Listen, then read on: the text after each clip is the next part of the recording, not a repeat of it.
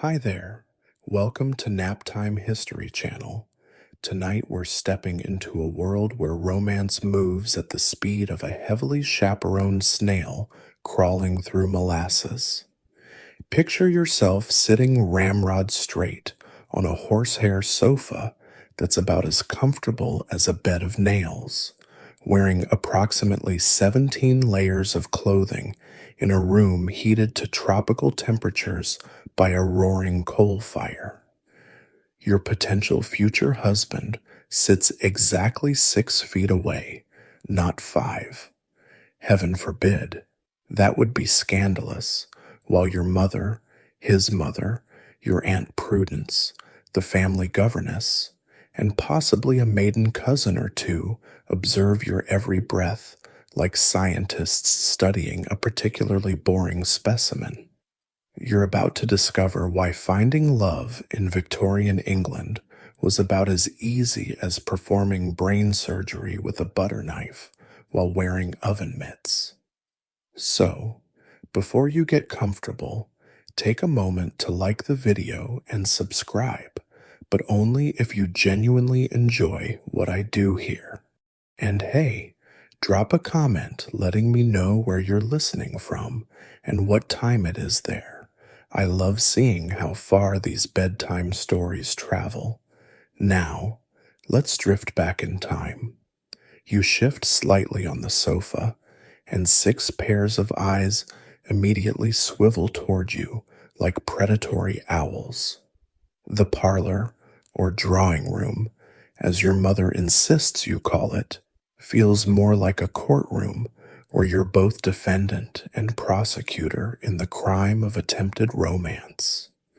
The wallpaper, a dizzying pattern of cabbage roses and gilt swirls, seems to close in as you struggle to make conversation with Edward, or Edmund. Honestly, after 3 of these identical visits, the men are starting to blur together like watercolors in the rain. The rules of this particular torture chamber are stricter than military protocol. You must sit with your ankles crossed, never your knees. Your hands should rest delicately in your lap unless you're pouring tea, which you'll do approximately 47 times during this 2-hour ordeal. Your voice must remain soft enough to seem feminine, but loud enough to be heard over the aggressive ticking of the grandfather clock that counts down the seconds of your youth. And whatever you do, don't laugh too loudly. That's the domain of actresses and other women of questionable virtue. Meanwhile, Edmund or Edward clears his throat for the 19th time and ventures another thrilling conversational gambit about the weather. Rather clement for October, he observes, as though he's just discovered fire. You're expected to respond with equal banality, perhaps noting that, yes, the autumn colors are particularly fine this year, while inside you're screaming to discuss literally anything else: books, philosophy, whether sea monsters exist, anything but the endless meteorological observations that pass for courtship in 1855. The chaperones watch this riveting exchange like theater critics at a particularly dull play. Your mother's eyes dart between you and your suitor, ready to intervene if the conversation veers toward anything remotely interesting. His mother sizes you up like a horse at auction, mentally calculating whether your childbearing hips are worth her son's inheritance. Aunt Prudence, who hasn't been married herself and clearly resents everyone who might be, purses her lips so tightly they've practically disappeared into her face. This is what passes for dating in Victorian England, a performative ritual where genuine connection is as forbidden as showing your ankles. The parlor becomes your prison, decorated with doilies and good intentions, where love must somehow bloom under the watchful eyes of half your family tree. You're not allowed to touch, barely allowed to talk about anything meaningful, and certainly not allowed to be alone together for even 30 seconds. It's like trying to fall in love through a brick wall while someone constantly shouts instructions about proper posture. As the clock chimes 4, tea time, naturally, you rise to pour, grateful for any movement that breaks the suffocating stillness. Your hands shake slightly as you lift the heavy silver pot, not from nerves about the tea service, but from the sheer frustration of it all. Somewhere in London, you've heard whispers of women who've run away to become governesses or writers, who've chosen spinsterhood over this elaborate charade. As you pass Edmund Edward his cup, milk first, never after, that's middle class. You wonder if social exile might actually be preferable to another afternoon in parlor prison. The calling card situation in Victorian England operates like a secret society where everyone knows the rules except you, and breaking them means instant social death. You stand at your front door, holding a small silver tray containing the day's harvest of visiting cards, while your butler, yes, you need a butler just to manage these ridiculous bits of cardboard, explains that Mrs. Ashworth left her card with the upper right corner folded, which apparently means something entirely different from folding the lower left corner, which would have indicated she was calling on your mother specifically, not the whole household, unless it's Tuesday, in which case the rule's inverse, like some kind of social physics equation. You examine your own calling cards, cream-colored rectangles that cost more than a working man's weekly wages. They're engraved with your name in precisely the right script, not too flowery, that's vulgar, not too plain, that's poor. The cardstock must be thick enough to show quality, but not so thick it seems like you're trying too hard. You've spent hours learning the Byzantine folding system, upper right corner for a personal visit, upper left to congratulate, lower right for condolences, lower left for farewell. God help you if you accidentally fold the wrong corner when leaving a card for the Pemberton Smythes after their daughter's engagement announcement. You might as well pack your bags and move to the colonies. The timing of card leaving follows rules stricter than parliamentary procedure. You can't leave cards before noon. That's presumptuous. After 5 o'clock? Desperately unfashionable. Sundays are for family only. Mondays you're supposed to be receiving, and Wednesdays are reserved for returning calls from the previous week. You keep a detailed ledger, like some kind of social accountant, tracking who visited when, who you owe a return visit, and who's currently in the elaborate dance of card exchange that might possibly eventually lead to an actual conversation. Your mother hovers beside you, critiquing your card-holding technique. Apparently, you're supposed to carry them in a specific case, presented at a specific angle, retrieved with a specific gesture that conveys breeding without ostentation.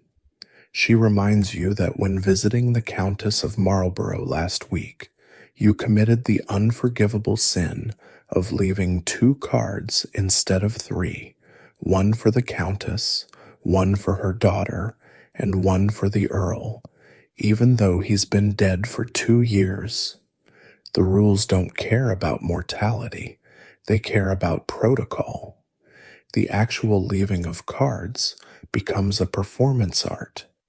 You don't just drop them on the tray and flee. No, you must wait the socially acceptable amount of time while the butler decides whether his mistress is at home, a fiction everyone maintains even when you can clearly hear her laughing in the next room. If she's not at home, you leave your card with the appropriate corner folded and retreat, marking it in your ledger as a social credit you can cash in later. If she is receiving, you're ushered into yet another parlor for yet another stilted conversation about nothing. But here's where it gets truly insane. The cards themselves carry secret messages. A card left in person means something different from one sent by servant.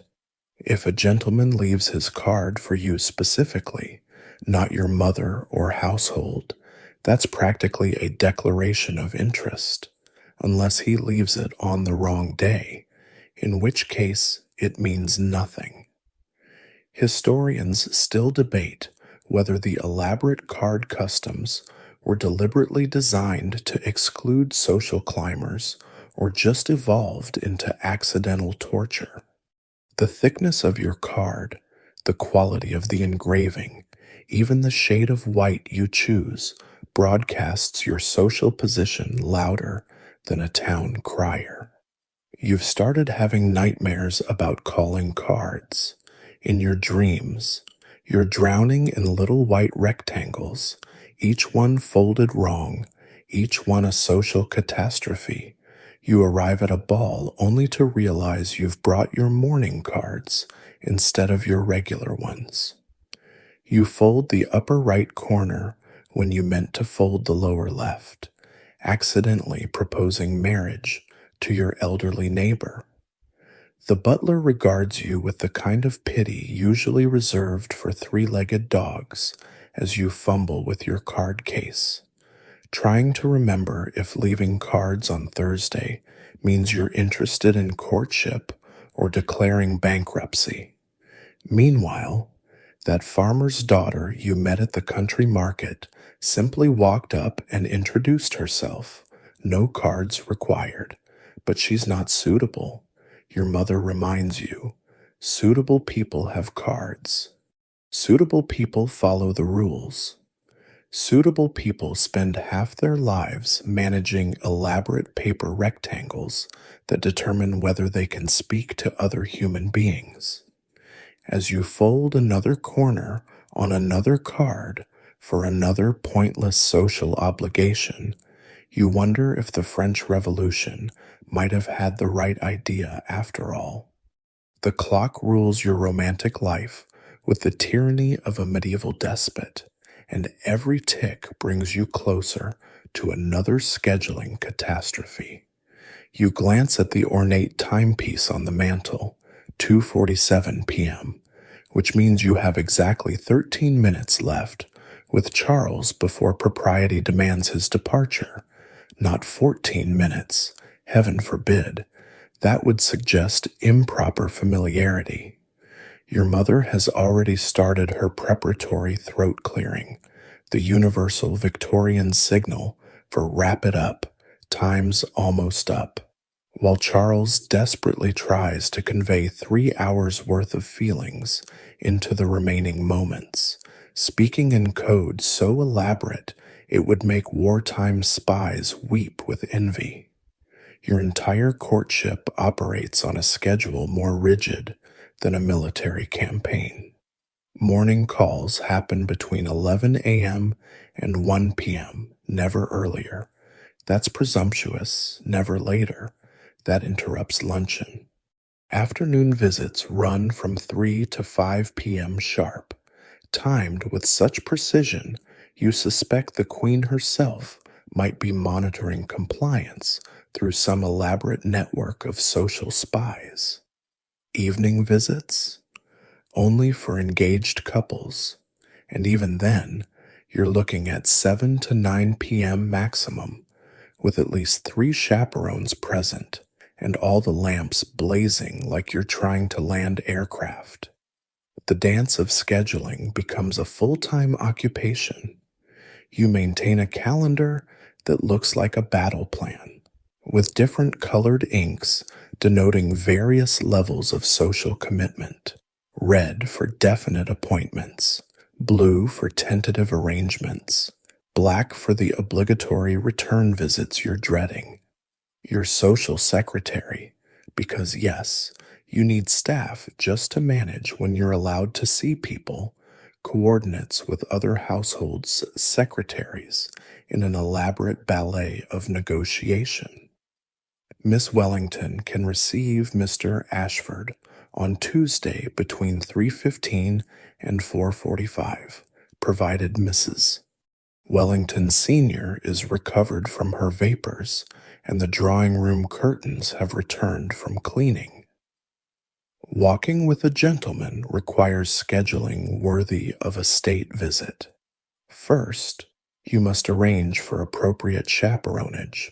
Not just anyone will do. It needs to be someone respectable enough to satisfy society, but deaf enough not to catch every word. Then you must coordinate with the weather, because walking in rain suggests desperation, while walking in excessive sun might give you freckles, God forbid. The location must be public enough to be proper, but not so public that you encounter every gossip in London. Hyde Park at 4 p.m. on Tuesdays and Thursdays, weather permitting, chaperone availability confirmed, walking speed not to exceed a gentle stroll. But here's the truly maddening part. Spontaneity is basically illegal. That moment when Charles's eyes light up and he suggests, "Perhaps we could extend our walk." Impossible. Your chaperone has another appointment at 5:30. Your carriage is ordered for 5:15, and deviation from the schedule would require forms filed in triplicate with the Social Approval Board. You once tried to steal an extra 10 minutes in the garden, and the scandal rippled through 3 neighborhoods. Did you hear? The Morrison girl and young Mr. Pemberton were seen at 5:12, 12 minutes past the proper time. The scheduling extends to every aspect of courtship. Letters must be sent on specific days. Too frequent suggests improper eagerness. Too sparse implies disinterest. You can dance with the same partner twice at a ball, but a third dance? You might as well announce your engagement in the Times. Even the progression of your relationship follows a timetable. 6 months of formal visits before you can progress to accompanied walks. Another 3 months before correspondence is permitted. A full year before anyone even whispers the word engagement. Your friends who've married tell horror stories of courtships that died not from lack of love, but from scheduling conflicts. Mary Pemberton's romance with that lovely cavalry officer collapsed because his military duties meant he could only call on Wednesdays, but her mother received visitors on Wednesdays, creating an unsolvable social equation. Catherine's engagement ended when her fiancé suggested meeting at 2:45 instead of 3:00. The breach of protocol was unforgivable. You've become an expert at reading clocks, watches, and sundials, constantly calculating how many minutes remain in each tightly controlled interaction. Your life is measured not in moments of joy or connection, but in quarter-hour increments approved by committee. As Charles rises to leave at exactly 3:00, not 2:59, not 3:01, you wonder what would happen if you just didn't follow the schedule. If you stood up right now and said, "Let's go for a walk, just the 2 of us, for as long as we want." But you don't, because the clock is ticking, the chaperone is watching, and somewhere in London, a dozen society matrons are synchronizing their watches to ensure that romance remains properly regulated. Love might be timeless, but in Victorian England, it runs strictly by the clock. Your fan isn't just an accessory, it's a fully loaded communication device more complex than any telegraph system, and one wrong flutter could accidentally propose marriage or declare war. You sit in the assembly room, fan poised, trying to remember if tapping it against your left palm means I love you or I find you repulsive, while across the room, George watches with the intensity of a code breaker at Bletchley Park, desperately trying to decode whether your fan resting on your right cheek means you're interested or you're simply warm from the 47 candles blazing overhead. The language of fans operates with more rules than Sanskrit grammar. Fanning slowly means you're married, or is it engaged? Fanning quickly definitely means you're single, unless you do it with your left hand, which means you're seeking to end a relationship, but only if the fan is fully open. Half open changes everything. You've spent hours practicing in front of your mirror, running through the vocabulary. Fan touching right cheek means yes. Left cheek means no, unless Mercury is in retrograde and it's a Thursday, in which case all meanings reverse. But fans are just the beginning of this textile semaphore system. Your gloves carry their own dictionary of meaning. Rolling them down slightly suggests you're open to conversation. Pulling them up means leave me alone. And heaven help you if you accidentally drop one. That's practically a marriage proposal. You once removed your gloves entirely because your hands were sweating, and 3 gentlemen immediately approached, thinking you'd issued some sort of romantic distress signal. Your mother nearly fainted from the impropriety while you stood there, gloveless and mortified, like you'd suddenly appeared naked in the ballroom. The parasol joins this conspiracy of accessories, adding another layer of complexity to your already impossible communication system. Twirling it means you're in love. Carrying it over your shoulder suggests indifference, and dropping it, well, dropping it means you want to be friends, but only if you drop it accidentally. Deliberate dropping means something else entirely, though no one can quite agree what. Historians still argue whether the Great Misunderstanding of 1847, which led to 3 broken engagements and 1 duel, started with a misread parasol signal or a poorly executed fan flutter. Your handkerchief becomes another player in this textile theater. Drawing it across your lips means, I want to meet you, but drawing it across your forehead means we're being watched. Thus dropping it, like everything else in Victorian England, carries weight. The right hand means yes, the left means no, and if you drop it near a specific gentleman, you might as well hire the wedding carriage. You've started carrying 3 handkerchiefs, 1 for actual use, 1 for signaling, and 1 backup for when you inevitably drop the wrong one at the wrong time. The truly exhausting part is that everyone's watching, always. That elderly duchess in the corner, she's reading your fan movements like a fortune teller reading tea leaves. Those giggling debutantes by the punch bowl, they're providing running commentary on your glove situation. You feel like a performer in the world's most boring circus, where instead of juggling balls, you're juggling social signals that could determine your entire future based on which direction you wave your fan. Sometimes the signals get crossed in spectacular fashion. Last week at the Ashworth Ball, Young Lucy Pemberton tried to tell her suitor she needed fresh air, fan pressed to left ear, but accidentally held it to her right ear, declaring undying love. The poor man proposed on the spot, while Lucy stood frozen, unable to correct the mistake without causing greater scandal. They're married now, all because of a directional error that no one had the courage to address. You've developed a constant awareness of every accessory on your person, like a soldier checking weapons before battle. Fan positioned correctly? Check.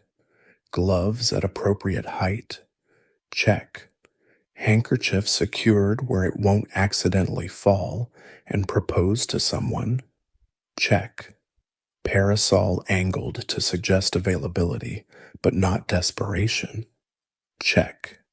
It's exhausting maintaining this constant state of textile readiness, always prepared to deploy the correct signal at the correct moment. As you sit here, trying to catch George's eye without being obvious, quick glance over fan means interest. Sustained stare means you're a harlot. You wonder what would happen if you just spoke with words out loud. Hello, George. I find you moderately attractive and would like to know if you enjoy reading. But no, instead you must flutter and tap and twirl, encoding your feelings in fabric and whalebone, hoping he's studied the same translation guide you have. One wrong angle, one misplaced tap, and you'll either end up engaged or excommunicated, with very little middle ground between the two. Your Aunt Millicent has attached herself to your side with the determination of a particularly judgmental barnacle, her eyes tracking every breath you take, like a hawk who's graduated from finishing school. She's your designated chaperone for today's garden party, armed with smelling salts, a lorgnette for better spying, and enough disapproval to sink a naval fleet. As Thomas approaches with 2 glasses of lemonade, scandalous, bringing refreshments directly to a young lady, Aunt Millicent's nostril flare reaches velocities that could power a small windmill. The chaperone system operates on the principle that young people, if left alone for 30 seconds, will immediately descend into behavior so depraved it would shock the denizens of Sodom and Gomorrah. Your chaperone might be your mother, your aunt, your older married sister, or in desperate times, a professionally employed companion whose entire job consists of preventing you from experiencing joy. Today, Aunt Millicent has dressed for the occasion in black bombazine that absorbs sunlight like a portable black hole, ensuring she remains as uncomfortable and therefore as vigilant as possible. 6 inches, Cordelia, she hisses, as Thomas steps marginally closer to hand you the lemonade. Maintain 6 inches of propriety at all times. She produces a measuring tape from her reticule. Yes, she carries an actual measuring tape for precisely this purpose, and waves it between you like a ward against evil spirits. Thomas, bless him, tries to make conversation about the roses while maintaining the required distance, which means essentially shouting across a chasm of social expectation while your aunt counts the inches like a surveyor mapping contested territory. The rules of chaperoned interaction would make a prison warden weep with sympathy. You cannot touch, obviously, not even gloved fingers brushing when passing a teacup. You cannot whisper, lean in, or make any movement that suggests intimacy beyond that of distant acquaintances who happen to be standing near each other. Eye contact lasting longer than 3 seconds gets timed on Aunt Millicent's pocket watch. She once made you practice appropriate gazing for an hour, teaching you to look at a gentleman's general vicinity without actually meeting his eyes for any meaningful duration. Walking with a gentleman while chaperoned becomes a three-person theatrical production. Your chaperone must remain close enough to hear every word, but far enough back to maintain the fiction of privacy. This leads to an awkward parade formation. You and Thomas walking at funeral pace, while Aunt Millicent power walks behind, occasionally calling out corrections. Slower, Cordelia, you appear eager, or Mr. Worthington, please direct your gaze to the middle distance. And you feel like you're being directed in the world's most boring play, where the plot consists entirely of not touching each other while discussing weather patterns. But here's the truly maddening part. Chaperones have memories like elephants and gossip networks faster than modern telecommunications. Aunt Millicent can recall every social infraction committed since 1832 and will cheerfully share these histories with anyone who'll listen. Did you know the Pemberton girl once laughed at a gentleman's jest without covering her mouth? In public, the family never recovered. She maintains detailed mental files on every courtship in a 50-mile radius, cross-referencing bloodlines, financial standings, and past scandals with the efficiency of a government intelligence agency. The chaperone's toolkit extends beyond mere surveillance. They're armed with strategic interventions, the well-timed cough when conversation veers toward anything interesting, the sudden need to admire flowers just as emotions might be expressed, the convenient attack of vapors requiring immediate attention. Your aunt has perfected the art of the interruption, swooping in like a black-clad angel of social death whenever a moment threatens to become genuine. You've heard whispers of couples who found ways around the system, secret letters passed by sympathetic servants, coded messages in the society pages, even one legendary couple who conducted an entire courtship through a series of accidental meetings at the British Museum, always happening to admire the same artifacts at the same time. But for most, the chaperone remains an immovable obstacle to romance, like trying to fall in love through a very judgmental wall. Sometimes you catch your aunt's expression when she thinks no one's looking, and there's something almost sad in her eyes. She was young once, presumably, though it's hard to imagine Aunt Millicent as anything but a fully formed chaperone, spring-loaded with disapproval. You wonder if she remembers her own courtship, whether she had her own Aunt Millicent making her life miserable, and whether this is all just an elaborate hazing ritual passed down through generations of women who suffered and therefore feel obligated to ensure others suffer equally. As Thomas attempts to compliment your bonnet while maintaining regulation distance and appropriate volume, your aunt inches closer, ready to pounce on any breach of protocol. This is love in the age of chaperones. Every word monitored, every gesture analyzed, every moment of potential connection suffocated by the presence of someone whose job is to prevent exactly that connection from forming. The London season descends upon you like a well-dressed avalanche, and suddenly you're not a person anymore. You're a commodity on display at the world's most elegant cattle market. You stand in Lady Pemberton's ballroom, trussed up in a gown that cost more than a factory worker's annual salary, while mothers circle like sharks scenting blood in the water. They're not looking at you. Exactly. They're calculating your breeding potential, your dowry prospects, and whether your teeth are straight enough to produce acceptable grandchildren. Welcome to the marriage market, where debutantes are presented like prize heifers at a county fair, minus the honest simplicity of actual livestock auctions. At least cows don't have to master the art of the court curtsy.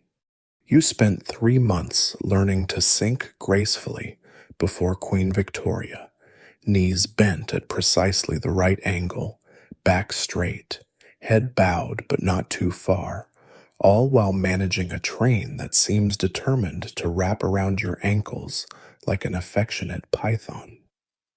The Queen herself looked bored beyond measure as 300 girls performed this identical genuflection, each one hoping to be remembered as that charming Weatherby girl rather than number 247 in white silk.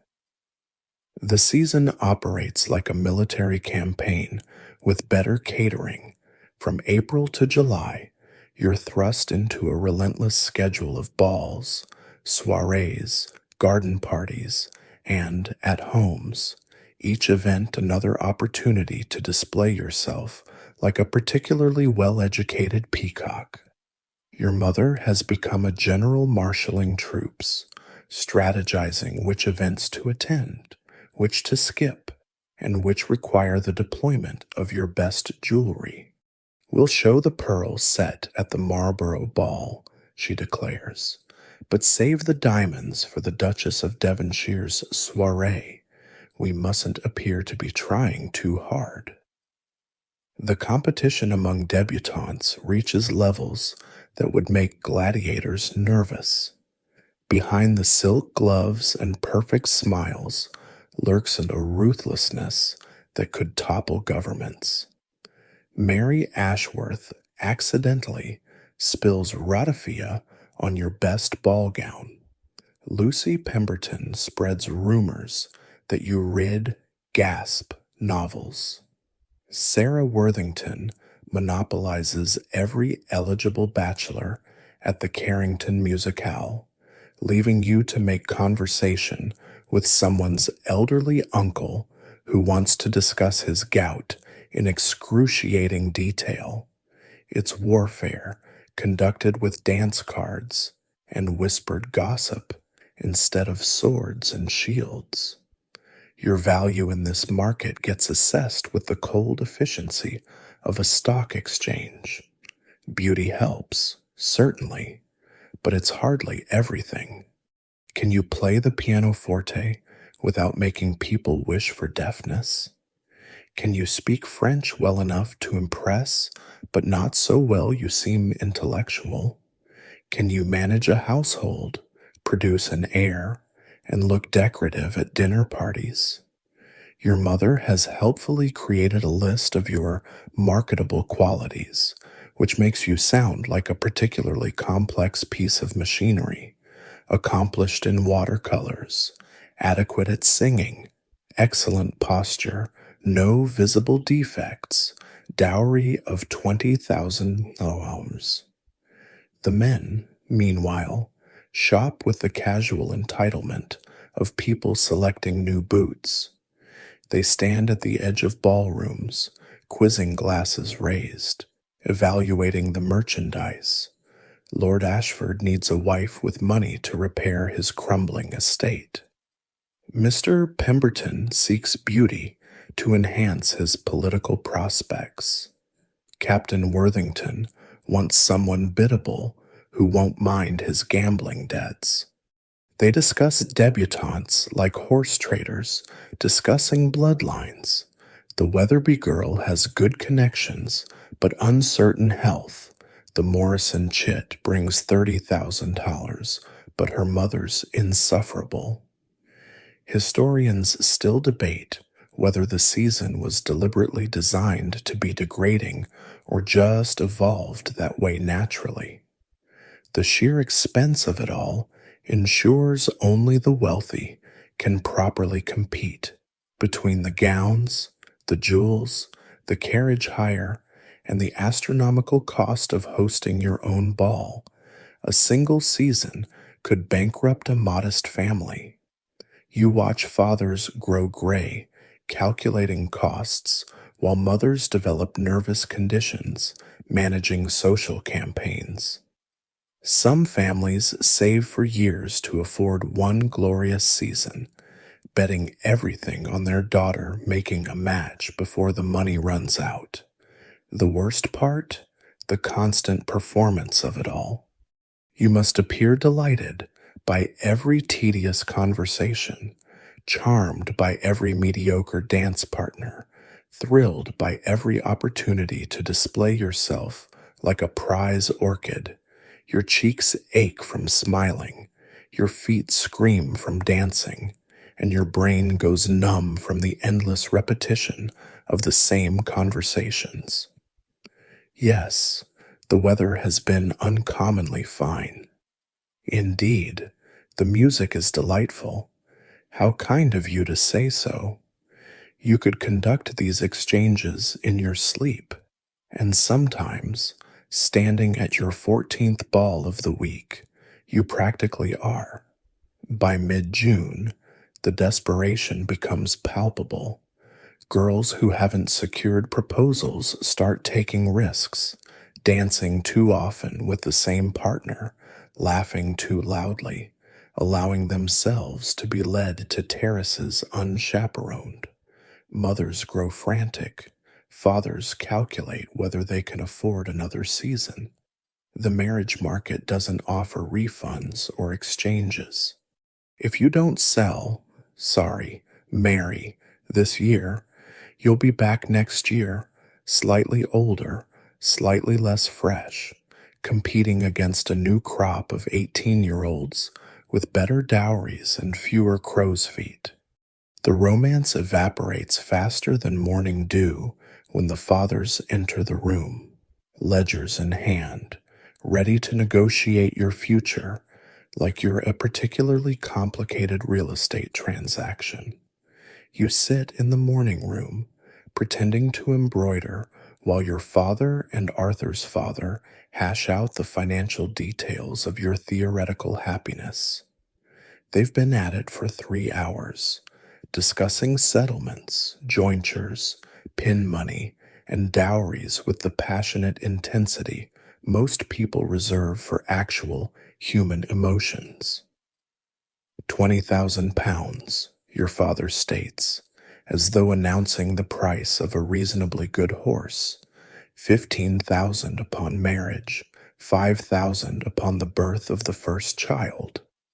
Arthur's father strokes his whiskers, considering. And the annual allowance? They proceed to debate your worth in pounds and pence, while you stab your needle through the innocent linen with increasing violence, wondering if either man remembers that this transaction involves actual people with actual feelings. The marriage settlement reads like a business contract because that's exactly what it is. Your dowry isn't just money.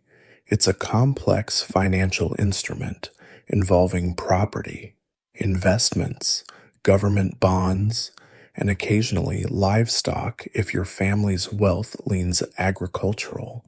Your father's solicitor has drawn up documents thicker than most novels, detailing exactly what happens to every penny under every possible circumstance. What if Arthur dies? What if you die? What if you die childless? What if you produce only daughters?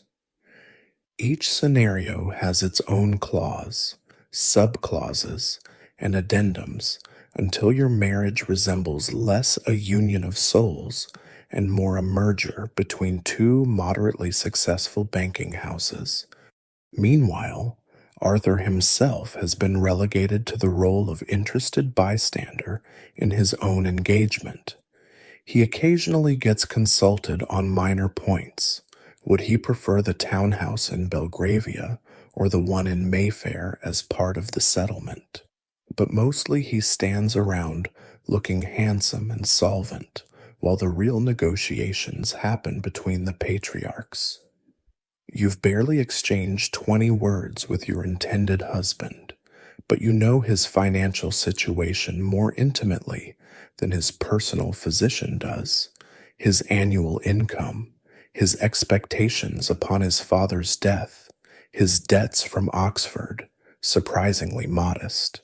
Even his tailor's bills have been scrutinized. The concept of marrying for love strikes these men as adorably naive, like believing in fairies or thinking the poor deserve rights. Love comes after marriage, your mother assures you, though her own Arctic relationship with your father suggests otherwise.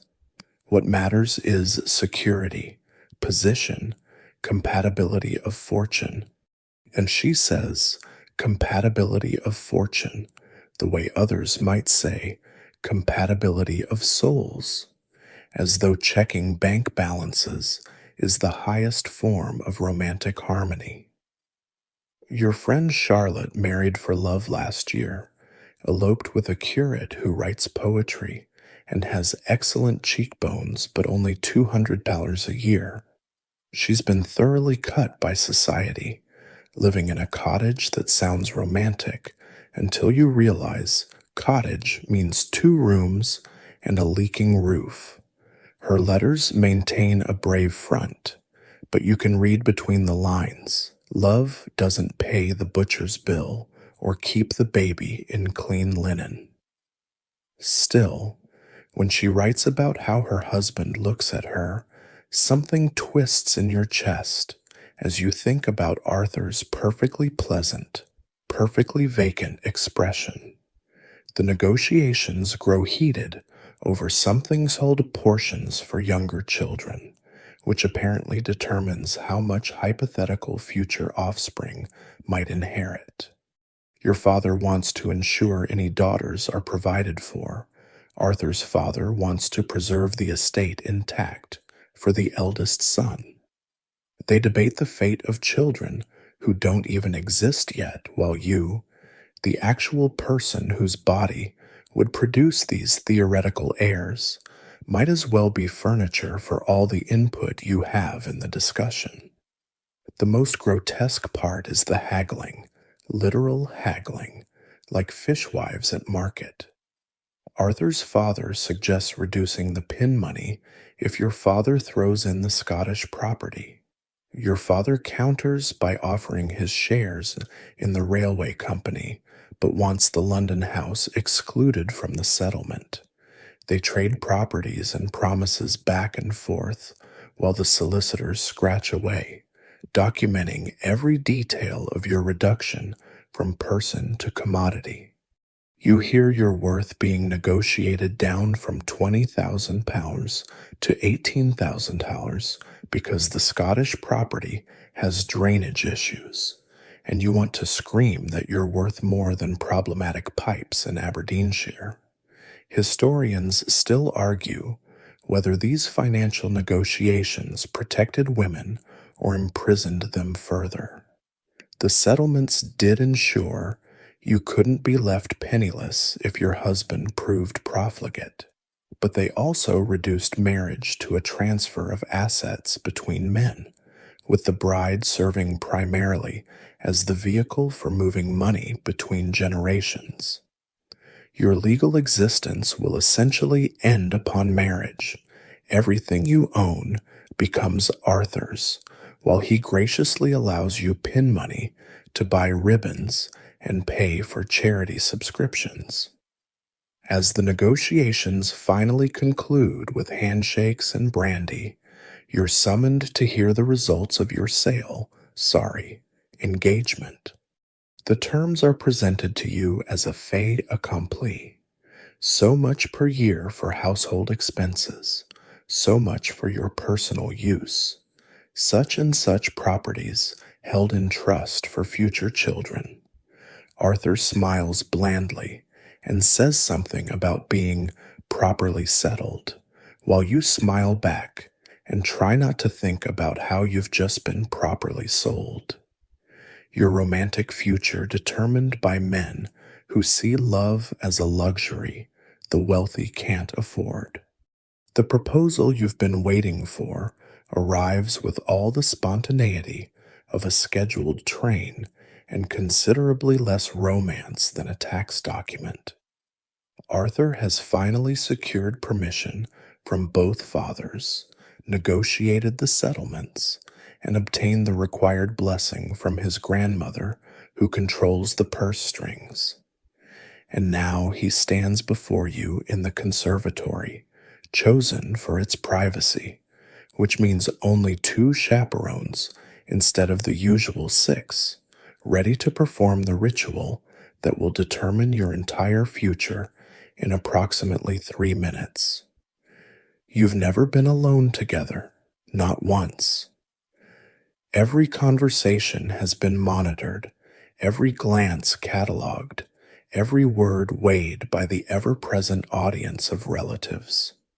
Yet somehow, from these stilted interactions performed under surveillance, you're supposed to have developed feelings profound enough to justify spending the next 40 years sharing a breakfast table. Arthur clears his throat, pulls at his cravat, and begins a speech that sounds like he's reading from a legal document, which, knowing Arthur, he probably memorized from a manual titled Proper Proposals for Gentlemen of Standing. Miss Worthington, he begins, using your formal name despite the fact that you're about to theoretically pledge your eternal devotion. Having secured the approval of your esteemed father and having arranged matters satisfactorily between our families, he continues in this vein for what feels like several geological ages, outlining the financial arrangements, the mutual benefits of the match, and the approval of various third parties, as though proposing a business merger rather than marriage. Romance, apparently, is for people who can't afford proper settlements. The script for your response has been drilled into you since childhood. You must appear surprised, but not too surprised. That suggests you hadn't considered him. Delighted, but not too delighted. That seems desperate. Modest, but not so modest you appear reluctant. It's a performance worthy of the London stage, except actresses get paid for their troubles. You flutter moderately, blush appropriately, and murmur something about being deeply honored while your chaperones lean forward like theater critics evaluating your technique. What you cannot do is ask any practical questions. Questions like, what do you actually think about? What books do you read? Do you snore? Are you kind to servants? Will you let me continue painting? Do you have any horrible secrets I should know about before I legally become your property? These queries would be shockingly inappropriate.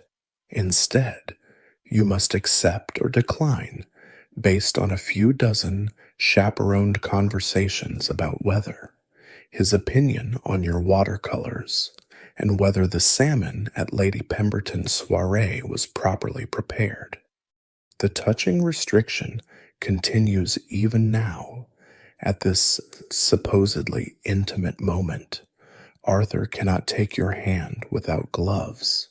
He certainly cannot embrace you or, heaven forfend, kiss you. He stands at the regulation distance, extends the ring, selected by his mother, naturally, toward you like he's afraid you might bite, and waits for your response while Aunt Millicent times the interaction on her pocket watch and your mother holds her breath so loudly it's practically deafening. You accept, because what else can you do? Refusing would require excellent reasons, and "I don't actually know this man" doesn't count. The scandal of a refused proposal ripples through society like dropped porcelain in a quiet room.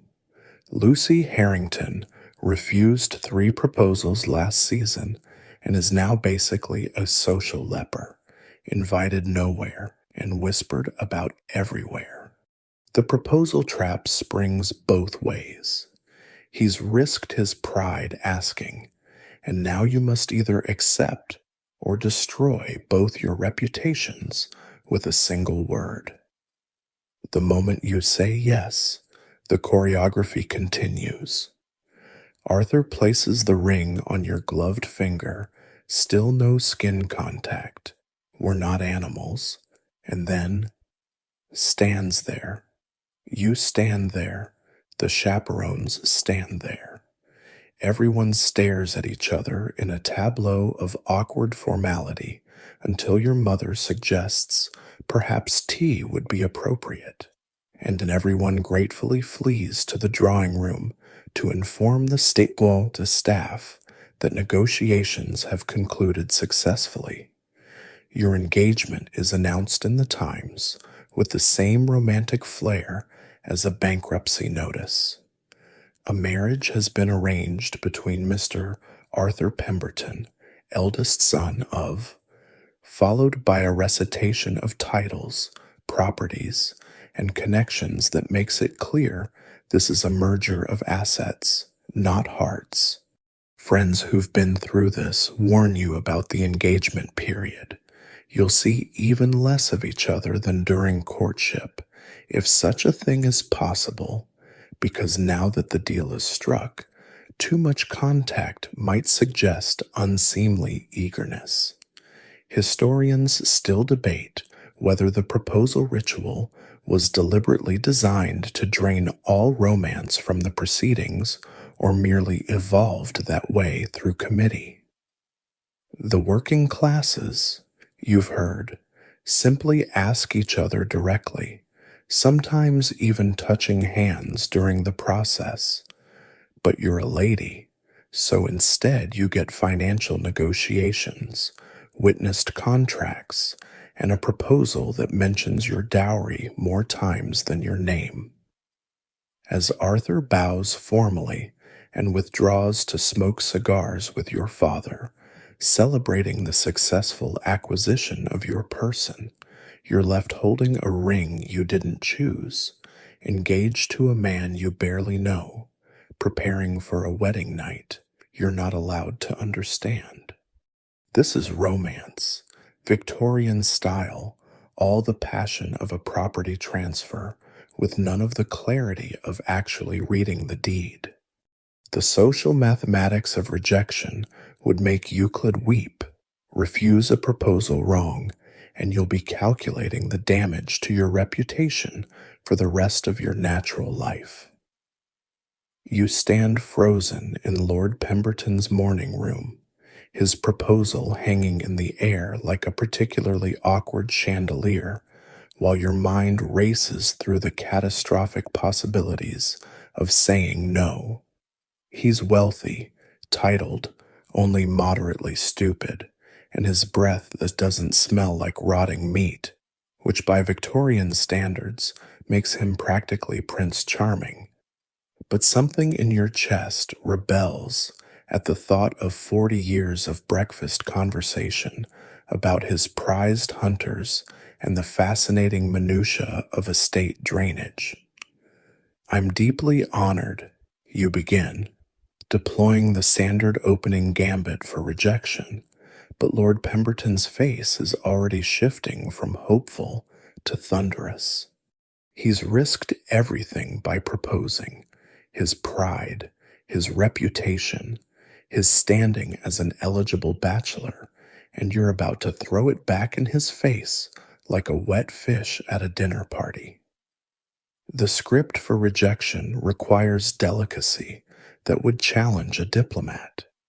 You must refuse without insulting, decline without degrading, somehow convince him that being rejected is actually a compliment if viewed from the right angle.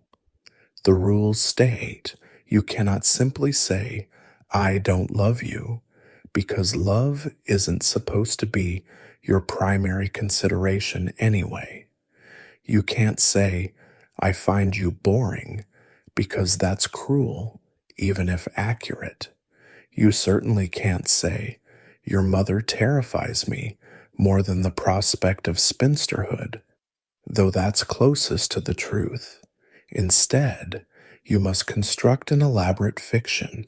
You're too young, too unformed, too unworthy of such distinction.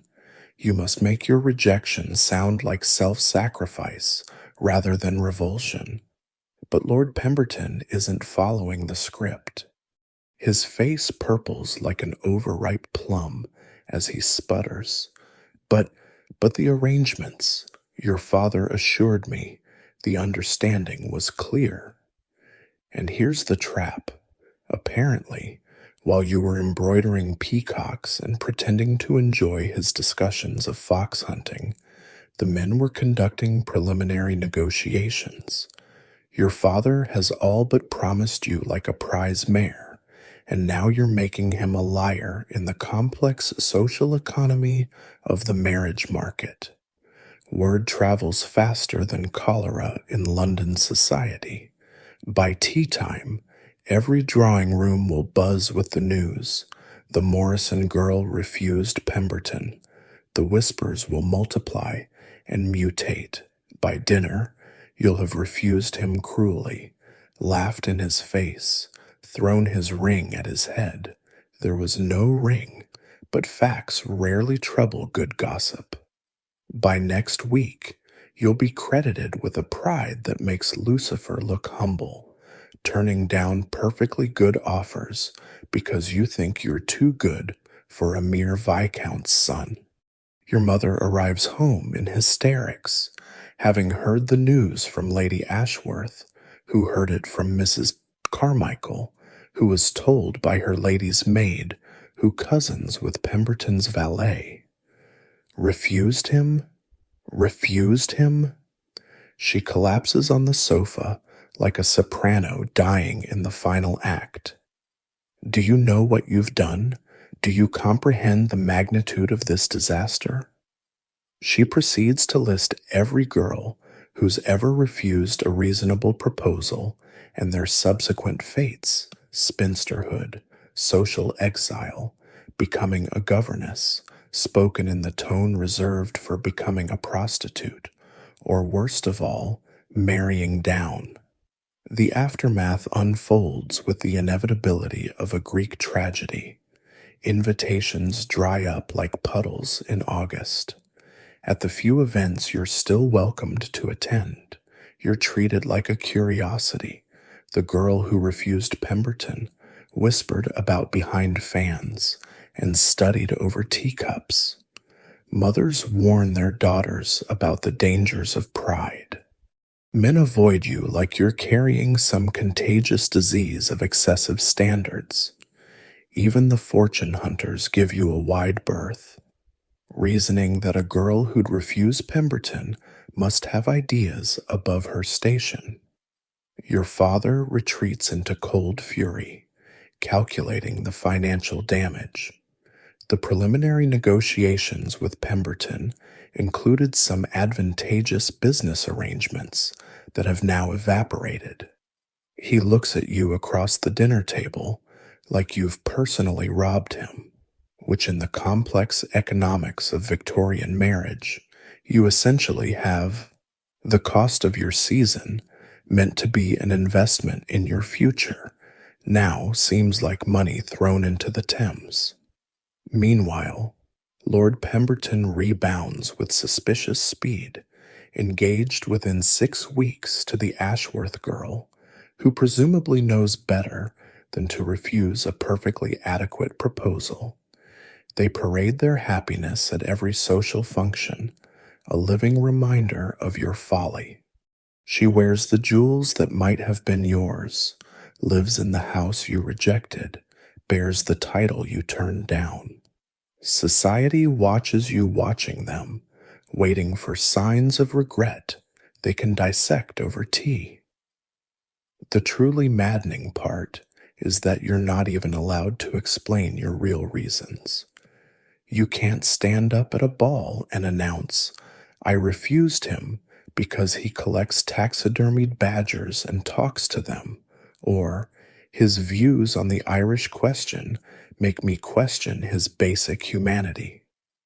Instead, you must maintain dignified silence while your reputation gets shredded like old newspapers, smiling pleasantly as people discuss your catastrophic pride in your presence.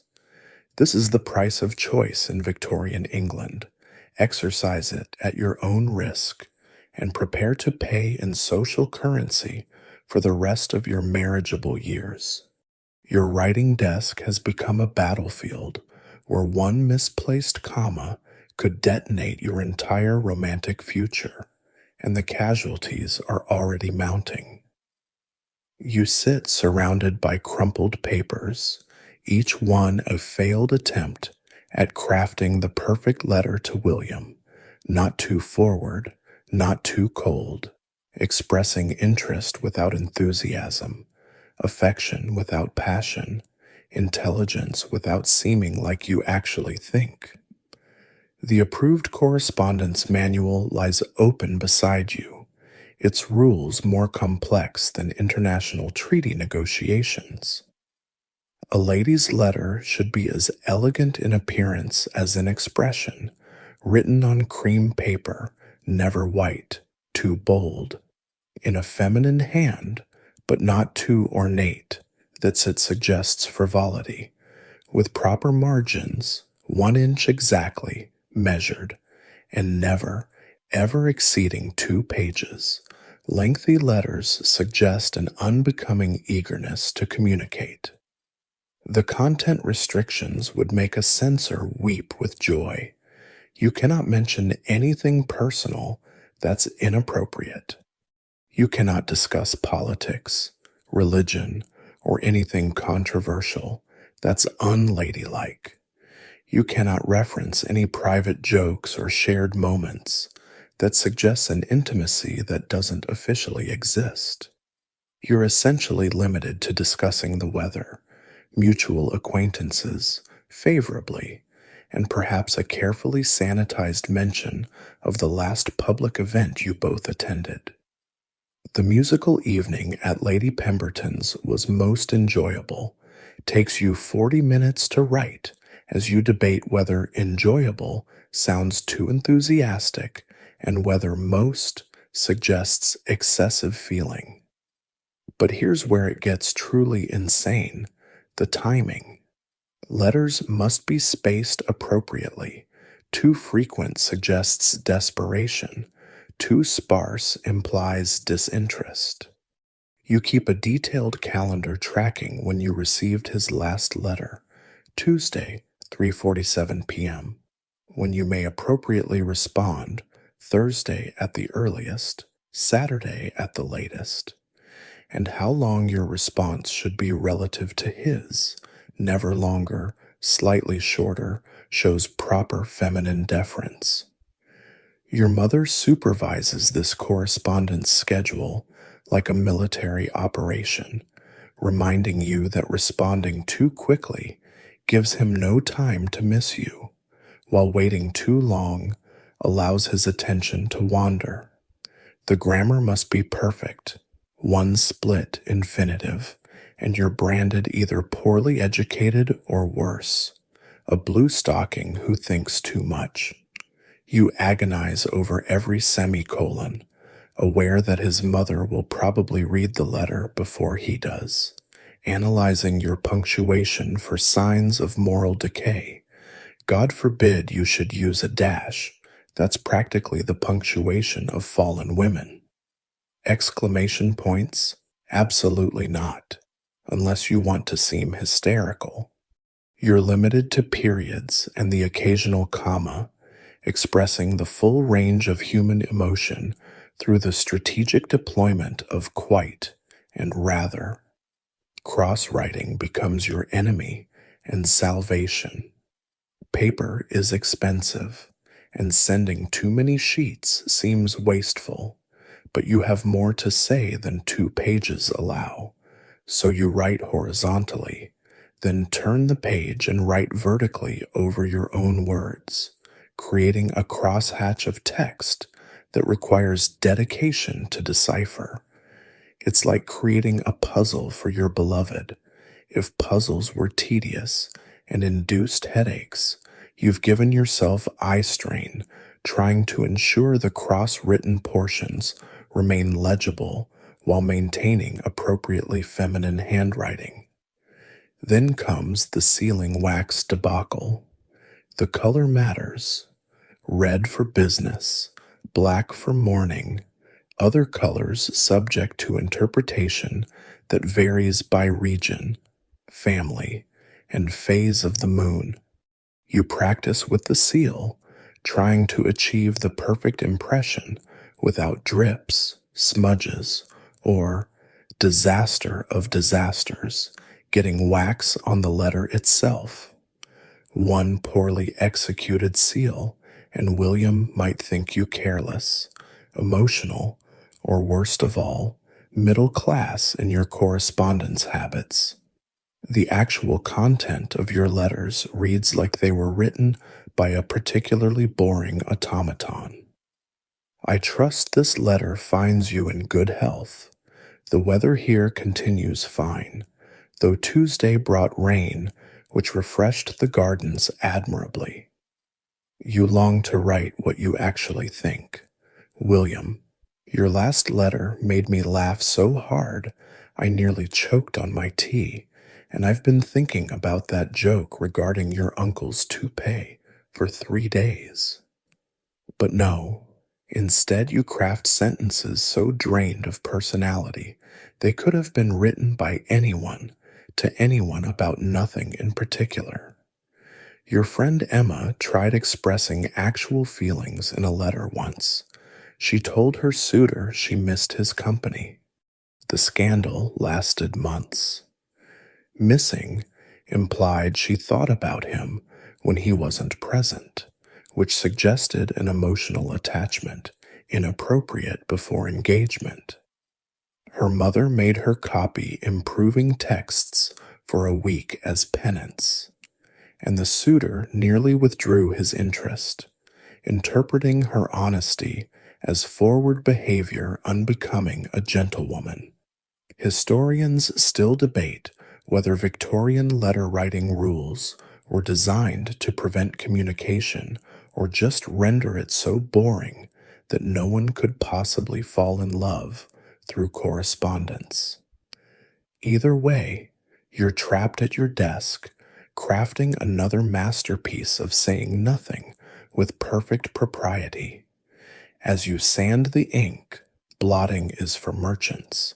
You wonder what would happen if you just wrote the truth. Dear William, your ears do a delightful thing when you laugh. I think about it sometimes. Also, your thoughts on Tennyson made me reconsider my entire understanding of poetry. Would you like to discuss it further? Perhaps somewhere we could actually exchange ideas like human beings instead of correspondence puppets?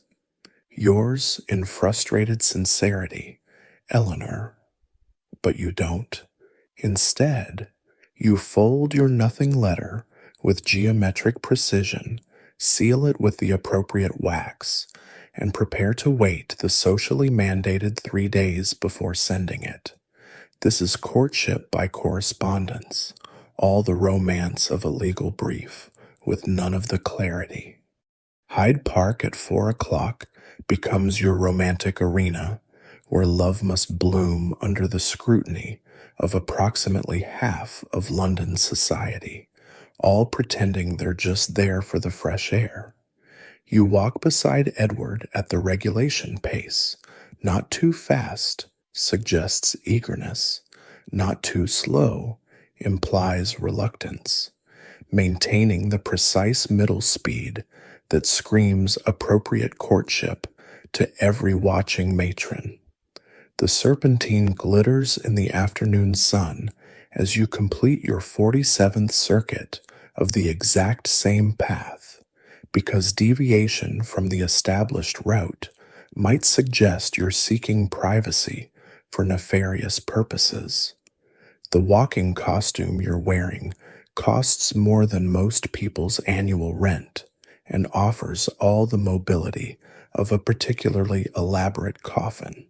Your corset prevents deep breathing, your bustle prevents natural movement, and your boots, chosen for appearance rather than function, are already forming blisters that will make tomorrow's mandatory promenade feel like walking on hot coals.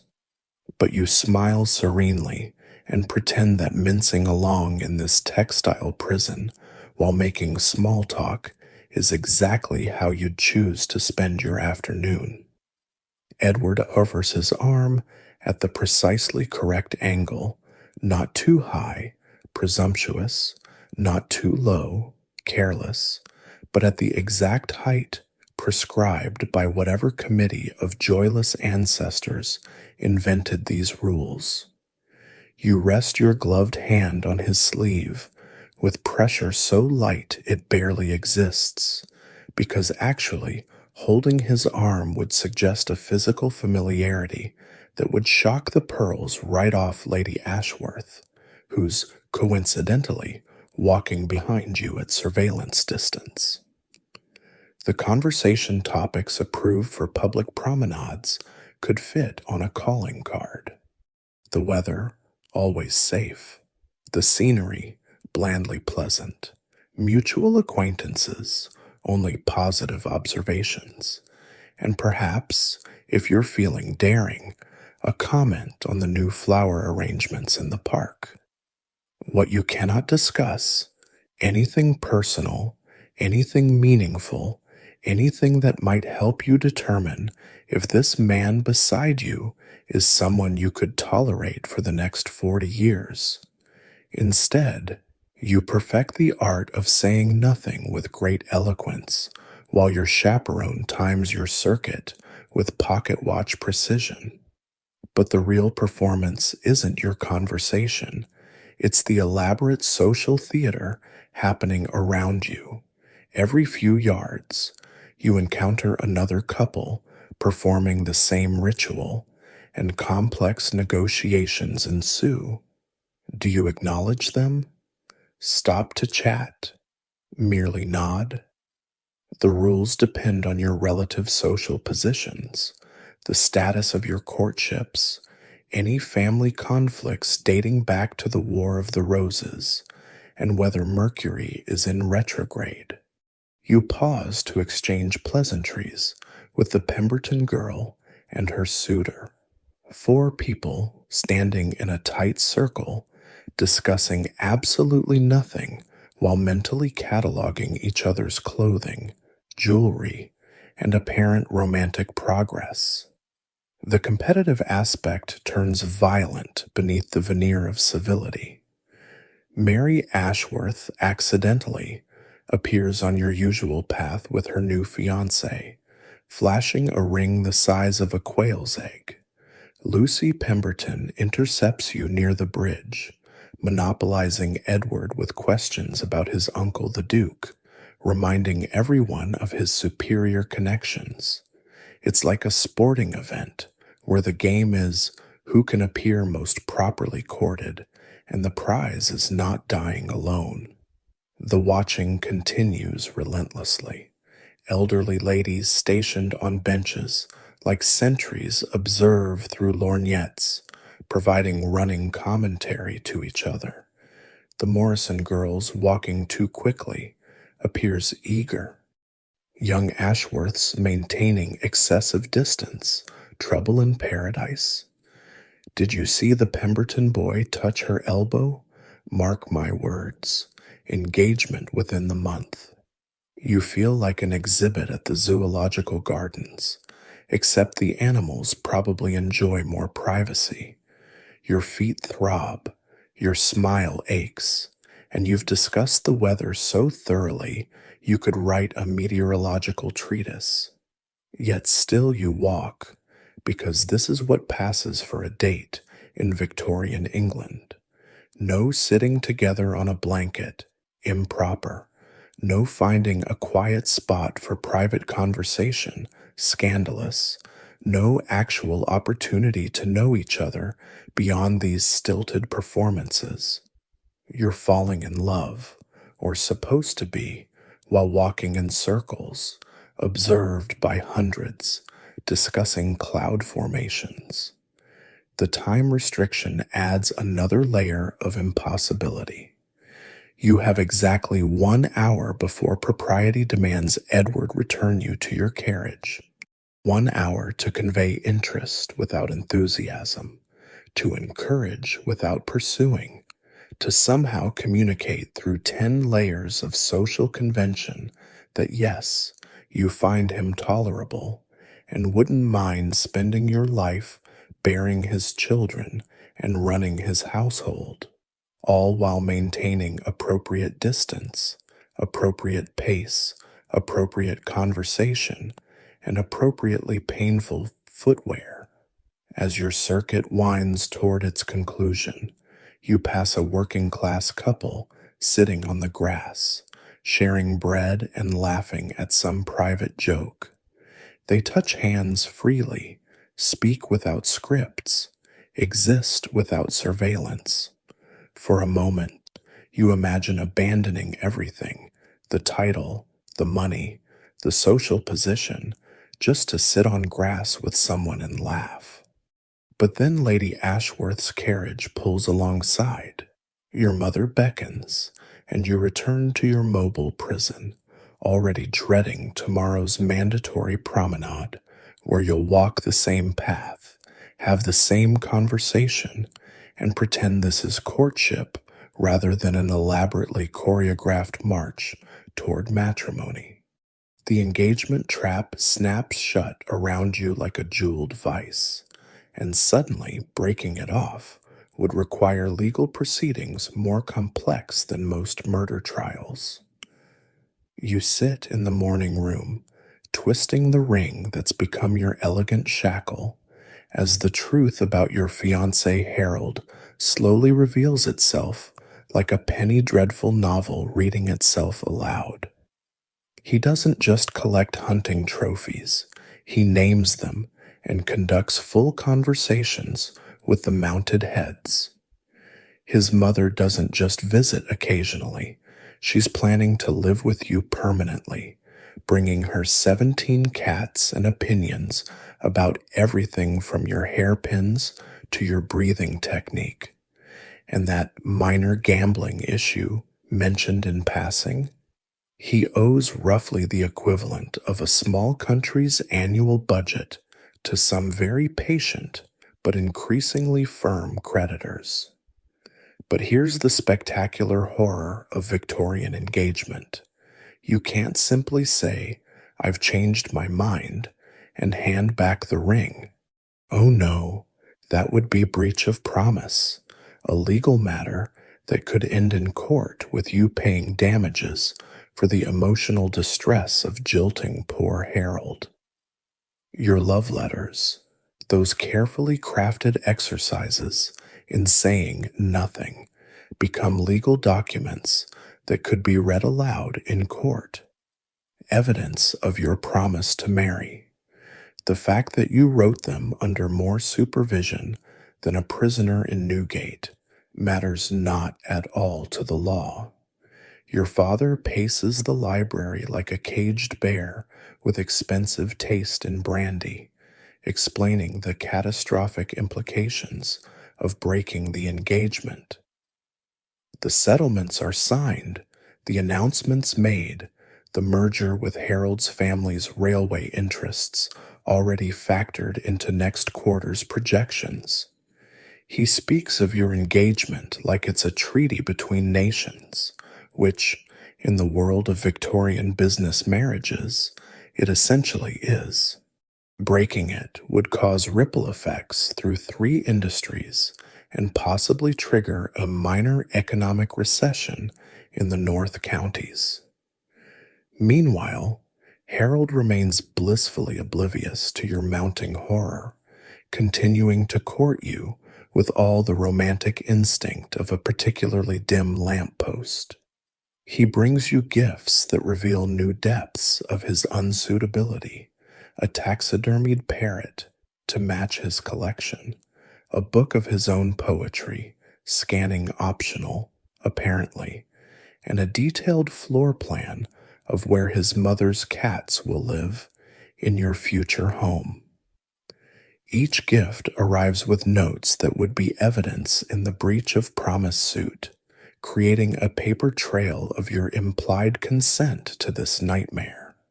The social pressure intensifies like a medieval torture device designed by committee. Every tea party features careful inquiries about wedding plans, each question another bar in your cage. Have you chosen your bridesmaids? Translation: you can't back out now. Too many people are involved. Such a lovely autumn for a wedding. Translation: we've all cleared our calendars. This better happen. Your trousseau must be coming along nicely. Translation: you've spent money.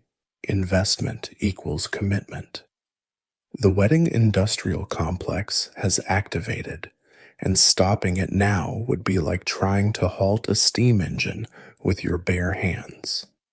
Your mother, initially thrilled by the match, now watches you with the nervous attention of someone who's bought non-refundable tickets to a show getting terrible reviews. She knows something's wrong, but addressing it would mean acknowledging the system's flaws.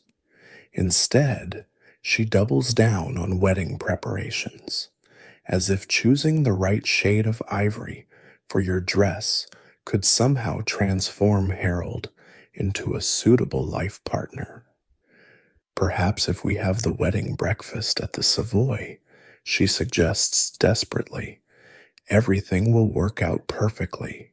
Legal consultation reveals the true horror. Mr. Witherspoon, the family solicitor, explains that breaking an engagement requires either mutual consent. Harold would rather marry you and your dowry than face his creditors. Evidence of serious moral failure. His conversations with dead animals don't legally qualify, or accepting the role of heartless jilt and facing potential litigation. Some women have paid thousands of pounds in damages for the crime of changing their minds. Others have endured public trials where their letters were read, their characters assassinated, their reputations destroyed more thoroughly than if they'd actually committed murder. You consider the escape routes, each more desperate than the last. Feigning illness, they'll just postpone the wedding until you recover. Developing a sudden religious vocation, your Protestant family would institutionalize you first, creating a scandal so severe Harold rejects you. The scandal would destroy you more thoroughly than him. Men recover from such things. Women don't. You're trapped by law, economics, and social convention, with Harold's mother already measuring your windows for cat perches. Historians still debate whether breach of promise laws protected women or imprisoned them further. In theory, they prevented men from toying with affections and abandoning women after compromising their reputations. In practice, they turned engagement into a legal contract harder to break than most business partnerships, trapping women with unsuitable men rather than risk financial ruin and social destruction. The system assumes that any husband is better than no husband. that marriage to a man who quotes his own terrible poetry to stuffed animals is preferable to the alternative of spinsterhood. As you sit here, ring growing heavier by the hour, Harold's latest letter arrives describing his plans to dedicate a wing of your future home to his taxidermy collection so they can watch over our children. Almost vacation also. And you understand why some Victorian women simply disappeared, leaving for America or Australia, where breach of promise was just another quaint horror from the old country. But your passport's in your father's safe, your money's in his control, and Harold's mother has already started embroidering cat cushions for your wedding gift. Your wedding night looms before you like a medical procedure no one will explain, and the extent of your preparation consists of your mother stammering something about wifely duties while staring fixedly at a portrait of Queen Victoria, as if the monarch might intervene to save her from this conversation. She manages to communicate through a series of euphemisms so vague they could mean anything from embroidery to beekeeping, that marriage involves intimacies that are a trial to be born, but necessary for children, which appear through a process she refuses to elaborate on, beyond suggesting you submit with grace and think of England. The information vacuum surrounding physical relations reaches levels that would impress Soviet censors. Your married friends speak in code so elaborate it requires a doctorate in linguistics to decipher. The wedding night was surprising, says one, while another mentions that marriage involves adjustments with a facial expression suggesting she's survived a particularly difficult bout of food poisoning. Books on the subject don't exist for proper ladies. Medical texts are locked away from female eyes, and the frank discussions of farmyard animals that might provide clues are considered too corrupting for delicate sensibilities. Meanwhile, your trousseau arrives, including nightgowns that somehow manage to be both reverent and terrifying, acres of white cotton and lace designed to simultaneously preserve modesty and allow for whatever it is that allows for children. The dressmaker fits these garments with professional discretion, but you catch her giving you pitying looks, like a surgeon preparing a patient who doesn't know they're about to have surgery. The nightgowns have more fabric than your day dresses, which seems counterintuitive for sleep. But then again, apparently sleep isn't really the point. Your younger sister asks where babies come from, and your mother nearly faints into the aspidistra. God sends them to married women, is the official answer, though this fails to explain why God is so selective about which married women receive them, or why unmarried women sometimes mysteriously disappear to visit aunts for 9 months. You've pieced together that marriage somehow transforms you into a vessel suitable for divine baby delivery, but the mechanical details remain frustratingly opaque. The marriage manual your aunt slips you, wrapped in brown paper like contraband, proves worse than useless. Written by a doctor who clearly despises both women and clarity, it speaks of conjugal embraces and marital communion without ever explaining what these words mean in practical terms. The closest it comes to actual information is suggesting you remain still and receptive, which could equally apply to having your portrait painted. The chapter on hygiene in marriage just reminds you to wash regularly, as if poor bathing habits were the main concern on wedding nights. Your married cousin Elizabeth visits, supposedly to offer guidance. She spends 20 minutes discussing the importance of good linens before blurting out, "It's not as bad as they say, except when it is," which is most of the time, but you get used to it, and sometimes it's almost pleasant if your husband isn't selfish, which most are, but you won't die, probably. This illuminating advice leaves you more confused than before, wondering what it is and why death is even a consideration being dismissed. The terror builds as your wedding approaches. You'll go from never being alone with a man to sharing a bed with one, with no intermediate steps to prepare you for this astronomical leap.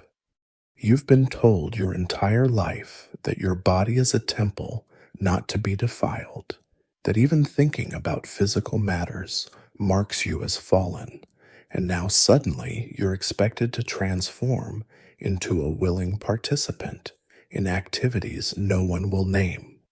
It's like being trained your whole life to be afraid of water, then pushed off a ship and told to swim. Your fiancé Harold, meanwhile, has received an entirely different education. Men have clubs, medical texts, and frank discussions about sowing wild oats, an agricultural metaphor that at least provides more clarity than anything you've been told. He knows what's expected on the wedding night, while you're armed with nothing but white cotton and confusion. The power imbalance would be laughable if it weren't so terrifying. Historians still argue whether Victorian prudishness was designed to control women or just accidentally traumatized generations. Either way, you're facing the most significant physical and emotional transition of your life, with less preparation than you received for your first piano recital. Your mother's final advice, "Close your eyes and it will be over quickly," sounds more like instructions for taking medicine than beginning a lifetime of physical intimacy.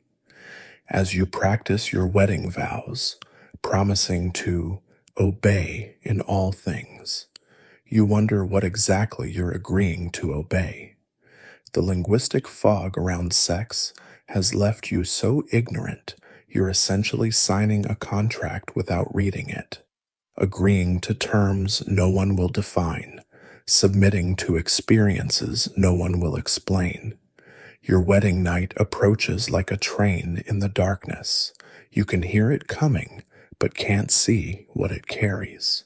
Armed only with white nightgowns and the vague suggestion that you should probably lie very still and think patriotic thoughts. The class divide in Victorian romance operates like an invisible electric fence, and you're about to touch it with both hands while society watches with popcorn and opera glasses. James the banker's son stands before you in the conservatory, everything about him screaming respectable middle class, from his well-made but obviously ready-bought coat to his habit of actually working for a living, which marks him as irredeemably common in the eyes of everyone who matters. His proposal is earnest, heartfelt, and approximately as welcome in your social circle as an outbreak of cholera at a garden party. Your father's reaction when you mention James's interest progresses through the 5 stages of aristocratic grief. Confusion, surely you jest. Denial, no daughter of mine. Anger, how dare that tradesman spawn. Bargaining, perhaps if he inherits a kingdom. And finally, cold acceptance that you've lost your mind. A banker, he says, pronouncing it like a contagious disease. His father works with money, other people's money. The horror in his voice suggests James's father might as well be a grave robber or a French revolutionary. Meanwhile, James navigates your world like a tourist in a hostile nation where he doesn't speak the language and everyone wants him deported. At Lady Pemberton's soiree, he commits the unforgivable sin of being interesting, discussing actual ideas about economic reform while everyone else debates whether Tuesday's rain was wetter than Monday's. He uses the wrong fork at dinner. The fish fork for the meat course might as well have eaten with his hands. Mentions specific sums of money, so middle class. And worst of all, suggests that inherited wealth without purpose might be morally questionable. The room falls silent, as if he's suggested cannibalism might be practical. Your mother develops convenient fainting spells whenever James is mentioned. Think of the children. She moans from her strategically positioned chaise lounge. There'll be neither fish nor fowl, too common for good society, too refined for trade. They'll exist in some horrible social limbo, invited nowhere, welcome nowhere, dying of embarrassment at their banker grandfather who actually earned his fortune instead of inheriting it like a proper gentleman. The social mechanics of cross-class romance are brutally efficient in their cruelty. Invitations dry up the moment word spreads that you're entertaining James's suit. The Ashworth's ball, mysteriously, your invitation was lost in the post. Lady Pemberton's garden party? Such a shame it was canceled. It wasn't. You can see the carriages arriving from your window. Your friends develop sudden amnesia about your existence, as if middle-class attraction might be contagious, and they'll suddenly start finding merchants attractive if they stand too close to you. James, bless him, tries to bridge the gap. He studies Debrett's peerage like Holy Scripture, memorizing titles and relationships. He hires a deportment master, learning to move through drawing rooms without betraying his merchant class energy and purposefulness. He even attempts to cultivate fashionable boredom, though his natural enthusiasm breaks through whenever anyone mentions banking reform or compound interest. Watching him try to become acceptable to your world is like watching a lion try to pass as a house cat, painful, futile, and somewhat insulting to the lion. The economic reality underlies everything. James is actually wealthier than many of the titled gentlemen considered suitable. His father's bank holds mortgages on half the estates whose sons are courting you, but his money is new, tainted by the sweat of earning rather than the genteel mold of inheritance. It still smells of the counting house rather than the ancestral vault. Your father would rather see you married to Lord Pemberton, who's mortgaged to the hilt and hasn't had an original thought since 1842, than to James, who could buy and sell Pemberton twice over, but commits the sin of knowing exactly how much everything costs. The cruelest part is that James represents everything your other suitors lack. He reads books and has opinions about them. He treats servants like human beings instead of animated furniture. He looks at you when you speak instead of through you.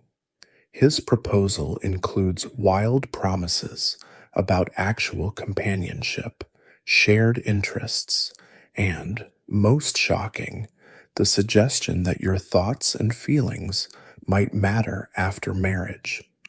But he says schedule instead of schedule, betraying his middle-class education with every perfectly pronounced consonant. Historians debate whether Victorian class boundaries were about bloodlines or anxiety, protecting ancient privilege or maintaining order in a rapidly changing world. What they miss is the human cost, the perfectly matched couples separated by invisible barriers, the love stories that died not from lack of feeling, but from accent differences and ancestry charts. Your choice isn't between James and someone else. It's between James and remaining respectable, between love and lunch invitations, between happiness and having your children welcomed at the right schools. As James waits for your answer, his hope battling with the reality he's too smart not to see, you realize the true tragedy isn't that cross-class marriage is forbidden, it's that it's technically possible. You could say yes, marry him, and spend the rest of your life in social exile, watching doors close and invitations vanish, raising children who'll be sneered at for their grandfather's profession. The system doesn't need laws against cross-class marriage. It has something more effective: the slow, grinding punishment of daily social exclusion that makes Romeo and Juliet look like they got off easy. The clock on the mantle strikes your 25th birthday like a funeral bell, and suddenly you're not just unmarried, you're a spinster, that peculiar Victorian category reserved for women who failed at their primary purpose of securing a husband before their youth curdles like old milk. The transformation happens overnight. Yesterday, you were a slightly long in the tooth debutante. Today, you're a cautionary tale mothers whisper about to motivate their daughters. Practice your piano, dear, or you'll end up like poor Eleanor, 25, and gathering dust on the shelf like last season's preserves. The mathematics of Victorian spinsterhood are brutally simple. Prime marriage age, 18 to 21, acceptable if slightly desperate, 22 to 24, 25 and beyond. You might as well start collecting cats and developing opinions, because society has officially written you off as defective merchandise that wouldn't sell at any price. Your mother has progressed from matchmaking to mourning, wearing blacks as if you've died, which, socially speaking, you have. The spinster transformation requires a complete wardrobe change. Gone are the pastel muslins and hopeful ribbons of youth. Welcome to the world of sensible grays and modest browns, clothes that announce I've given up from 30 paces. Your new uniform includes caps, actual caps, to cover your hair, because apparently unmarried hair after 25 becomes offensive to public morals.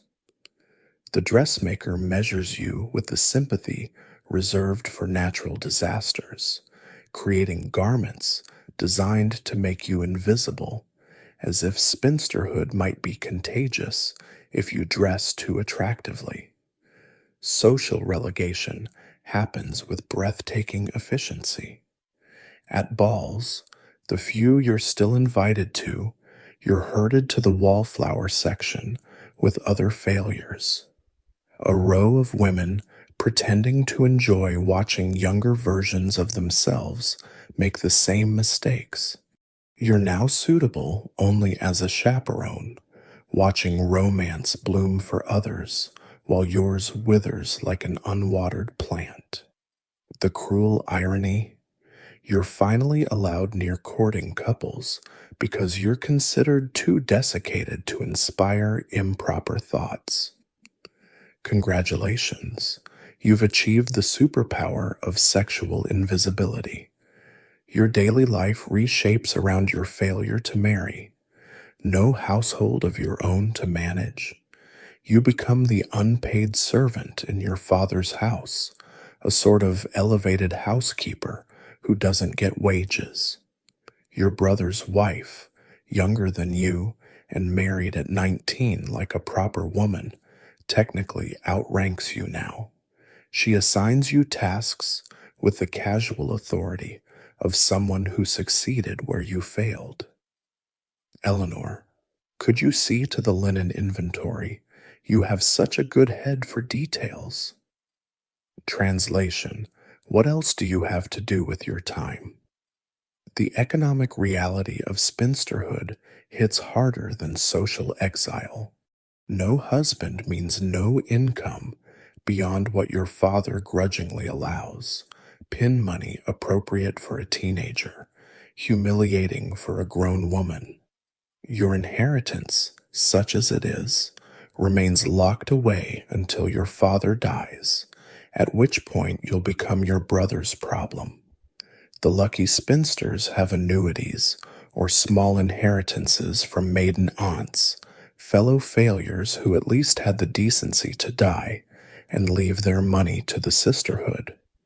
The unlucky ones face genteel poverty or worse, becoming a governess, that gray existence between servant and family, belonging nowhere. But here's the secret they don't tell you. Some spinsters seem suspiciously content. Your Aunt Prudence, behind her facade of bitter disapproval, maintains correspondence with particular friends and takes month-long holidays to Brighton that leave her positively glowing. Miss Pemberton, the village spinster, runs her late father's estate with efficiency that shames most men and reads books that would scandalize married women.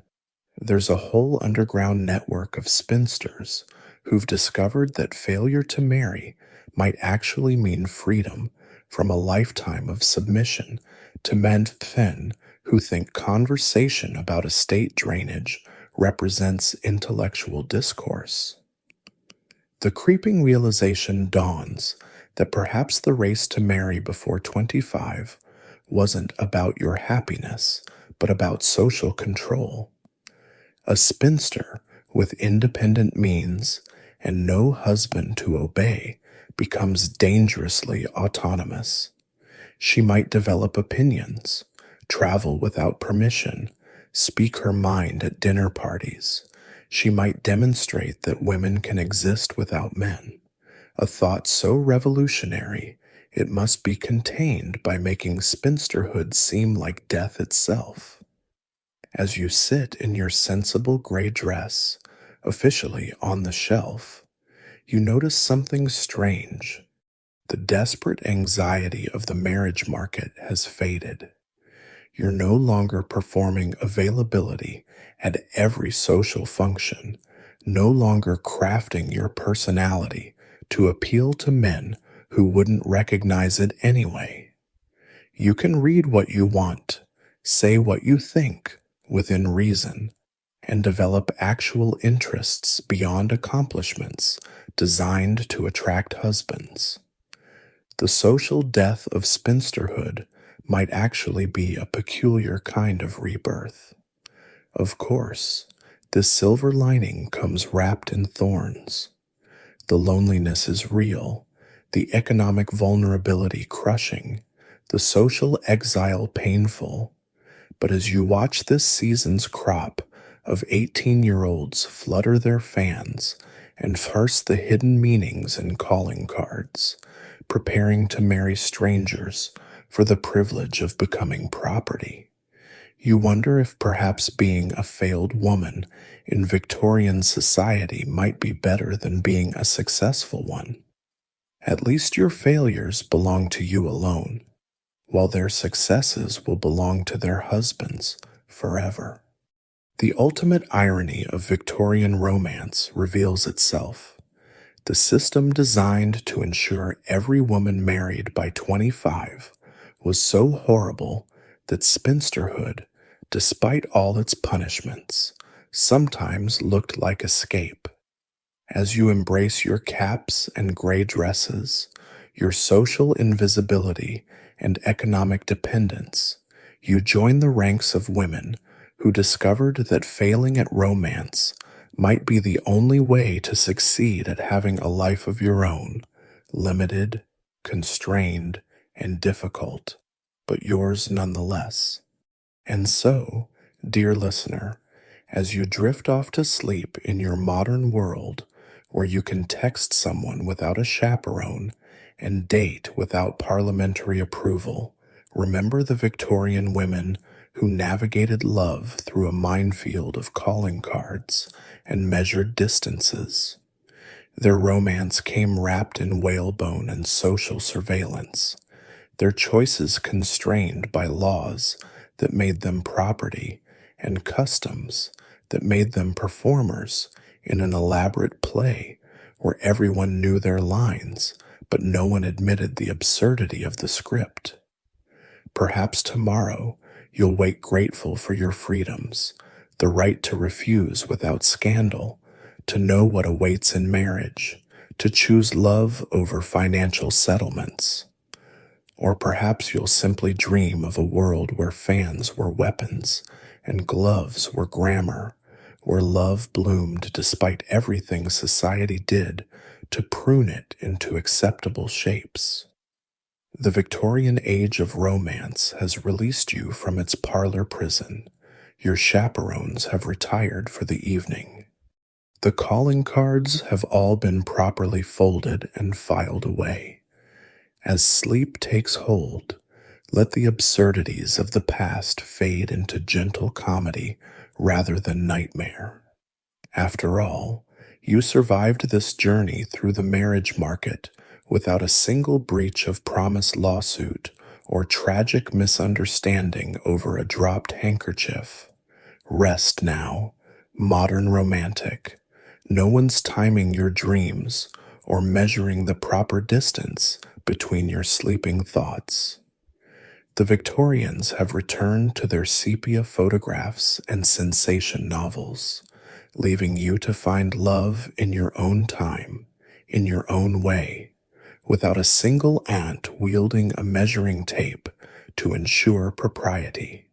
Sweet dreams, and may all your romances remain blissfully unchaperoned.